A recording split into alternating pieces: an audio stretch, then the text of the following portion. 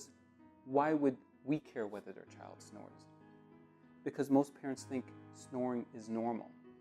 And I respond with this. The American Academy of Pediatric Dentistry and the American Academy of Pediatrics recommends all children with signs of snoring be screened for a sleep disorder, such as obstructive sleep apnea.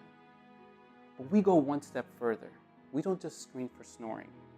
We talk about whether their child has difficulty falling asleep, whether they have difficulty staying asleep, whether they have difficulty waking up, or whether they're not rested when they wake up. We also ask the parents if their child wets the bed.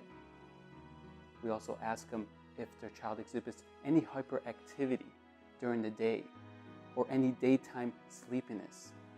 So there are many signs and symptoms that could manifest with children who we believe have a suspicion of a sleep disorder, such as pediatric obstructive sleep apnea.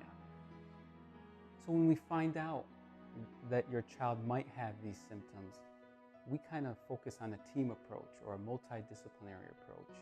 We try to refer them to the appropriate specialists, whether they have large tonsils and they need an ENT, or whether they just need a sleep study, or whether we need to refer them to their allergist to get some allergy shots, because this is all part of what contributes to obstructive sleep apnea. What do we look for as pediatric dentists? We look at the size of the jaws, whether they're appropriate size, whether they have severe crowding, whether their upper jaw is severely constricted, whether their lower jaw is set back. So there's a lot of stuff that we look at, and that is all done during our examinations. So that's why we care whether your child snores.